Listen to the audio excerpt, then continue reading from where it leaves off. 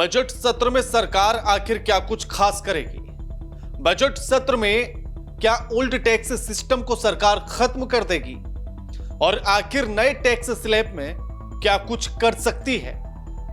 नमस्कार, मैं आपके साथ के राणा, कोणार्क टाइम्स देख रहे हैं आप। बजट सत्र 1 फरवरी से शुरू होगा और सबकी नजरें ये टिकी हैं कि आखिर सरकार क्या कुछ नए ऐलान करेगी और किस तरह से जनता के लिए वो फायदेमंद होगा। इसको लेकर सभी की नजरें टिकी हुई हैं। लेकिन जो संभावनाएं जताई जा रही हैं उसमें यह कि टैक्स देने वाले लोगों के लिए बड़ा ऐलान किया जा सकता है। साथ ही जो ओल्ड टैक्स सिस्टम है उसको सरकार खत्म कर सकती है। सरकार ने बजट सत्र 2020 में न्यू टैक्स रिजीम को लागू किया था और इसके चलते ओल्ड टैक्स सिस्टम भी लागू था।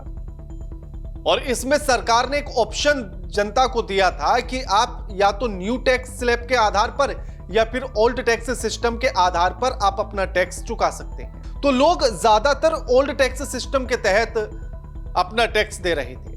उसका कारण यह था कि लोगों के लिए वो पहले से आदत में भी था और लोगों को उससे टैक्स भरना आसान लगता था। जो न्यू टैक्स सिस्टम था उसमें लोग थोड़ा सा जाने से कतराते थे। लेकिन धीरे धीरे सरकार ने इसमें एक फॉर्मूला अपनाया कि न्यू टैक्स रिजीम में नई नई चीजों का संशोधन और नई नई चीजें लागू करते रहे ताकि बेहतर तरीके से लोगों को आसानी हो उसको इस्तेमाल करना। और ओल्ड टैक्स सिस्टम ज्यों का त्यों ही रहा। अब धीरे धीरे यह देखा जा रहा है कि ओल्ड टैक्स सिस्टम को छोड़कर लोग नए टैक्स सिस्टम की तरफ बढ़ रहे हैं, उसकी तरफ आकर्षित हो रहे हैं और उसका इस्तेमाल कर रहे हैं। तो अब ऐसे में सरकार इस बार ये सारे झोल मिटा देना चाहती है और पुराना जो टैक्स सिस्टम है उसको खत्म कर देना चाहती है। यह माना जा रहा है कि हो सकता है कि ये जो आने वाला बजट है 2025-26 का, ये यादगार बन जाए। खासकर आयकर के मामले में सरकार कुछ बड़ा करने वाली है। वैसे भी ये सरकार हमेशा कुछ ना कुछ ऐसा करती है कि अपने हर कदम से चौंका ही देती है। वो अच्छा या बुरा वो एक अलग पॉइंट है। इसका उदाहरण ये भी है कि जीएसटी लागू करके, यानी कि वस्तु एवं सेवा कर, मोदी सरकार से पहले भी जीएसटी को लागू करने को लेकर चर्चाएं होती रही, लेकिन इसको लागू नहीं किया जा सका। लेकिन मोदी सरकार ने इसको लागू किया। अब लोग जीएसटी से पहले देश में जिस तरह की टैक्स व्यवस्था थी उसे धीरे धीरे अब भूलने लगे हैं। दर्जनों तरह के टैक्स सिस्टम को खत्म करके सरकार ने जीएसटी को लागू किया। भले ही अभी भी कुछ लोगों में जीएसटी को लेकर परेशानी है और तमाम तरह की दिक्कतों से 2-4 जीएसटी की वजह से होते हैं, लेकिन पुराना टैक्स सिस्टम को मोदी सरकार ने एक झटके में ही अंत कर दिया। क्या इसी तरह का कुछ आयकर नियमों के साथ भी हो सकता है? इसके कई कारण और संकेत मिल रहे हैं। वित्त मंत्री निर्मला सीतारमण और जुलाई का आप सत्र याद कीजिएगा, लगभग 6 महीने पहले, उस जुलाई के महीने में 6 महीने के भीतर 6 दशक पुराने आयकर अधिनियम 1961 की व्यापक समीक्षा की घोषणा की गई थी। और इसी से यह माना जा रहा है कि इस बार शायद ओल्ड टैक्स सिस्टम को खत्म कर दिया जाए। जहां तक आयकर में बदलाव की बात है तो हाल ही में वित्त मंत्री निर्मला सीतारमण ने कहा कि देश में 65% से ज्यादा लोग, यानी कि करदाता, न्यू टैक्स रिजीम को अपना चुके हैं। यानी कि नए वाले सिस्टम को वो 65% लोग अपना चुके हैं। एक बड़ी संख्या है। अब यानी कि हर 3 में से 2 लोग new tax system, new tax regime को अपना रहे हैं और आयकर फाइल कर रहे हैं। इस डेटा में पिछले 1 साल के दौरान ज्यादा बदलाव आया, क्योंकि सरकार ने जब 2020 में न्यू टैक्स रिजीम को लागू किया था तो लोग इसे अपनाने से कतरा रहे थे, क्योंकि उस समय न्यू टैक्स सिस्टम के मुकाबले ओल्ड टैक्स सिस्टम आसान था। उससे अपना टैक्स भरना आसान था, लोगों की आदत में भी था। अब सरकार ने फोकस किया कि न्यू टैक्स रिजीम पर उसको बेहतर किया जाए, आकर्षक बनाया जाए, लोगों के लिए सुविधाजनक बनाया जाए। और इसीलिए उसमें धीरे धीरे जो है बदलाव होता रहा और ओल्ड टैक्स सिस्टम ज्यों का त्यों रहा, उसमें कोई बदलाव नहीं हुआ।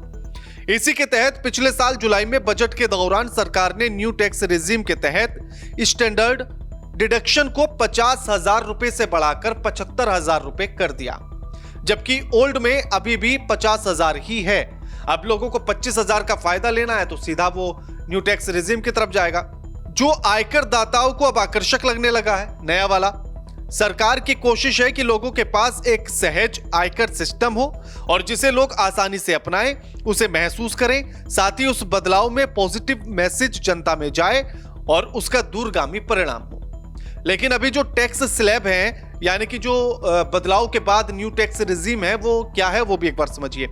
0 से 3 लाख तक की आय पर 0 टैक्स है, यानी कि 0। 3 से 7 लाख पर 5% का टैक्स है इनकम टैक्स। 7 से 10 लाख पर 10% का टैक्स है। 10 से 12 पर 15, 12 से 15 पर 20% और 15 लाख से अधिक अगर आपकी इनकम है तो 30% टैक्स है। अब इस बार भी बजट में सरकार का फोकस न्यू टैक्स रिजीम को ही अधिक आकर्षक और लाभदायक बनाने पर होगा। रिपोर्ट के मुताबिक मानक कटौती यानी कि स्टैंडर्ड डिडक्शन की सीमा 75 लाख से बढ़ाकर हो सकता है इस बार 1 लाख कर दी जाए, यानी कि 25,000 का और फायदा दे दिया जाए, ऐसी संभावना जताई जा रही है। साथ ही जो है 20% टैक्स के दायरे में 12 से 15 लाख इनकम वाले आ सकते हैं, यानी कि अभी तक 12 से 15 लाख वाले जो है उन पर 20% टैक्स है। अब ये माना जा रहा है कि जो 20% टैक्स के दायरे में 12 से 15 लाख की इनकम वाले लोग हैं, इसको बढ़ाकर 12 से 20 लाख किया जा सकता है और उन लोगों को इसका फायदा मिलेगा जिनकी आय 15 से 20 लाख के बीच है, यानी कि जो 15 से ऊपर 30 लाख लग रहा था अब वो 20% के दायरे में आ जाएंगे। तो इससे एक बड़ा फायदा इनकम टैक्स वालों को मिल जाएगा। साथ ही जो है ओल्ड टैक्स रिजीम में और भी tax payers new tax regime में शिफ्ट हो जाएंगे, जिससे ओल्ड टैक्स रिजीम की लोकप्रियता और घट जाएगी और इसका सीधा फायदा न्यू टैक्स रिजीम पर होगा। संभावना यह भी जताई जा रही है कि मोदी सरकार अपने फैसलों से चौंकाती है, कहीं सरकार पुराने टैक्स प्रणाली को ही न खत्म कर दे। अगर 80% से ज्यादा लोग न्यू टैक्स रिजीम पर आ जाएंगे, उसी के आधार पर अपना टैक्स भरेंगे, तो फिर ओल्ड टैक्स रिजीम को खत्म करने का विकल्प सरकार को मिल जाएगा और आसान रहेगा। एक्सपर्ट ये मान रहे हैं कि सरकार चाहती है कि सभी लोग न्यू टैक्स रिजीम को अपना लें, उसके बाद भी वो टैक्स बचाने के लिए जो निवेश करते हैं उन्हें सही जगह सही रिटर्न के लिए स्वतंत्र होकर निवेश करें।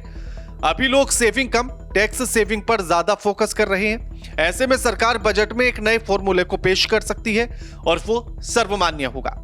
फिर कुछ वर्षों में ही लोग ओल्ड टैक्स रिजीम या फिर न्यू टैक्स रिजीम को भूल जाएंगे। जिस तरह जीएसटी आने पर लोग इनडायरेक्ट टैक्स की व्यवस्था को भूल गए, उसी तरह इसको भूल जाएंगे, क्योंकि अब जो आएगा वो और बेहतर होगा। तो जो अभी के हिसाब से न्यू टैक्स रिजीम है या फिर ओल्ड टैक्स रिजीम है, उसको लोग धीरे धीरे भूल जाएंगे। टैक्स स्लैब में बदलाव हो सकता है, ये माना जा रहा है। सरकार नई टैक्स व्यवस्था के आधार पर आयकर स्लैब में और बदलाव करने पर विचार कर सकती है। खासतौर पर ऐसी अटकलें हैं कि 30% टैक्स रेट जो है वो 20 लाख से अधिक की इनकम वाले करदाताओं पर लागू होगा। नया आयकर कानून को बजट सत्र के दौरान संसद में पेश किया जा सकता है। यह एक नया कानून होगा, न कि मौजूदा अधिनियम संशोधन, यानी कि इस बार अगर कोई कानून पेश होता है आयकर का तो वो कानून होगा, वो कोई अधिनियम में संशोधन नहीं होगा। कानून के मसौदे पर विधि मंत्रालय विचार कर रहा है। बजट सत्र के दौरान दूसरे हिस्से में इसे संसद में पेश किए जाने की संभावना है। इसका मकसद मौजूदा इनकम टैक्स एक्ट 1961 को आसान, स्पष्ट और समझने योग्य बनाना है। अब नए आयकर कानून में क्या कुछ बदलाव की संभावना जताई जा रही है, उसमें है कि कानून को आसान भाषा में लिखा जाए ताकि आम लोग इसे आसानी से समझ सकें। अनावश्यक और अप्रचलित प्रावधानों को हटाया जाए, कर विवादों को कम किया जाए, टैक्स पेयर के लिए अनुपालन को आसान बनाया जाए।